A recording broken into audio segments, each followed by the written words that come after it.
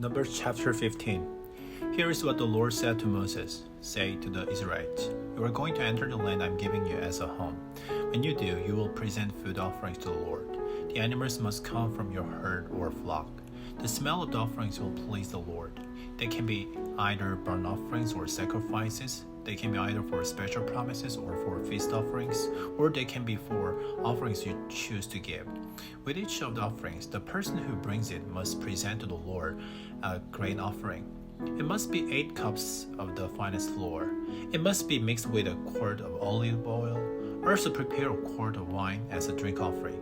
You must present it with each lamb that you bring for the burnt offering or the sacrifice. Prepare a grain offering to present along with the ram. The grain offering must be 16 cups of the finest flour. It must be mixed with 2.5 pinch of olive oil. You must bring 2.5 pinch of wine as a drink offering. Offer everything as a smell that pleases the Lord. Suppose you prepare a young bull as a burnt offering or sacrifice. You prepare it to keep a special promise to the Lord, or you prepare it to present as a friendship offering. Then bring a grain offering with the bull. The grain offering must be 24 cups of the finest flour. It must be mixed with 2 quarts of olive oil. Also bring 2 quarts of wine as a drink offering.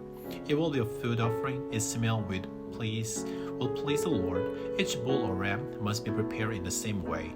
Each lamb or young goat must also be prepared in that way.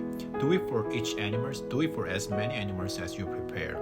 Everyone in Israel must do those things in that way. He must do them when he presents a food offering. The smell of offerings like that pleases the Lord. Everyone must always do what the law requires. It does not matter whether they are an outsider or anyone else living among you. They must do exactly as you do when they present a food offering. The smell of offering like that pleases the Lord. The community must have the same rules for you and for any outsider living among you. This law will last for all time to come. In the sight of the Lord, the law applies both to you and any outsider. The same laws and rules will apply to you and to any outsider living among you. The Lord said to Moses, speak to the Israelites, say to them, you are going to enter the land I am talking to you. You will eat each food. When you do, present part of it as an offering to the Lord. Present a loaf made from the first flour you grind. Present it as an offering from the threshing floor. You must present the offering to the Lord. You must present it from the first grain you grind. You must do it for all time to come.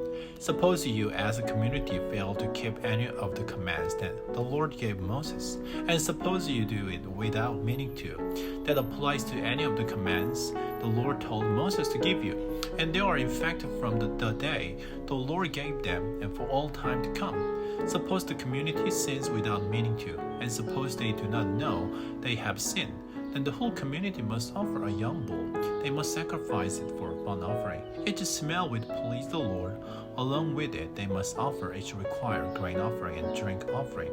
They must also sacrifice a male goat for a sin offering. With it, the priest will pay for the sin of the whole community of Israel, and that they will be forgiven. They did not mean to commit that sin, and they have presented to the Lord a food offering for the wrong things they did. They have brought a sin offering with it. The Lord will forgive the whole community of Israel and the outsider living among them. All the people had a part in the sin, even though they did not mean to it. But suppose just one person sins without meaning to, then that person must bring a female goat for a sin offering. It must be a year old. With it, the priest will pay for the person's sin in front of the Lord. The priest will do it for the one who did wrong by sinning without meaning to. When the sin is paid for, that person will be forgiven. The same law applies to everyone who sins without meaning to. It does not matter whether they are an Israelite or an outsider. But suppose someone sins on purpose. It does not matter whether they are an Israelite or an outsider. They speak evil things against the Lord. They must be separated from the community of Israel. They have not respected what the Lord has said. They have broken the Lord's commands. They must certainly be separated from the community. They are still guilty. Then Israelites were in the desert. One Sabbath day, people saw a man gathering wood. They brought him to Moses and Aaron and the whole community. They kept him under guard. It wasn't clear what should be done to him. Then the Lord said to Moses, the man must die. The whole community must kill him by throwing stones at him. They must do it outside the camp. So the people took the man outside the camp. There they killed him by throwing stones at him. they did just as the Lord had commanded Moses. The Lord said to Moses, "Say to the Israelites, you must make tassels on the corners of your clothes. A blue cord must be on each tassel. You must do it for a time to come. You will have the tassels to look at. They will remind you to obey all the Lord's commands, that you will be faithful to Him. You will not chase after what your own heart and eyes wish for. You will remember to obey all my commands, and you will be set apart for your God. I am the Lord your God. I brought you out of Egypt to be your God. I am the Lord your God."